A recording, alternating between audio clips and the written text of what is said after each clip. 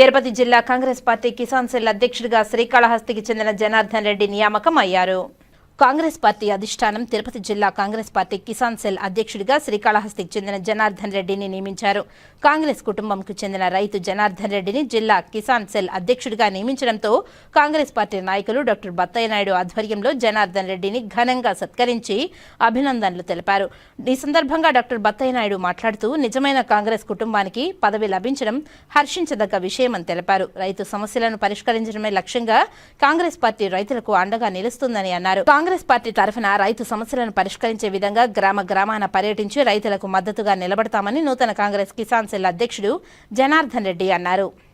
మా మిత్రుడు ఎప్పటి నుంచో దాదాపు 35 సంవత్సరాలుగా కాంగ్రెస్ పార్టీకి సేవలు అందించి అంతేకాకుండా బీహార్వాకు కూడా పేద బడుగు బలహీన వర్గాలతో అనేక రకాలుగా ల్యాండ్ డిస్ప్యూట్స్ అయితేనేమి, ఫ్యామిలీ డిస్ప్యూట్స్ అయితేనేమి అనేక రకాలుగా కూడా ఆయన చేసి ప్రజలకు సేవలు అందించాడు.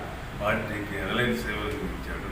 ఆయన సేవలను గుర్తించి AICC all India Congress committee Kisan సభ వాళ్ళు ఆయనకి ఒక ప్రశాంత పత్రాన్ని ఇచ్చారు.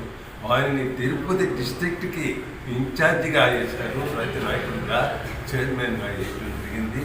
దాదాపు 7 కాన్స్టిట్యున్సీ ఉన్నాయి. ఆ 7 కాన్స్టిట్యున్సీలో కూడా ఆయన తిరిగి పార్టీని బలోపేతం చేయాలని, రైతుల సమస్యలను అంతా కూడా ప్రభుత్వం దృష్టికి తీసుకువెళ్ళాలి, అవసరమైతే నిర్దేశం చేయాలి. తట్టుగా చేయాల్సిన బాధ్యత ఈరోజు జనార్దన్ రెడ్డి మీద వచ్చింది. ఆయన దాన్ని బాగా ఈజీగా తీసుకొని అన్ని మండలాల్లో కూడా తిరిగి మండల ప్రెసిడెంట్ని వేస్తూ పార్టీని బలోపేతం చేస్తూ నిజంగా ఉన్నారు చూడండి.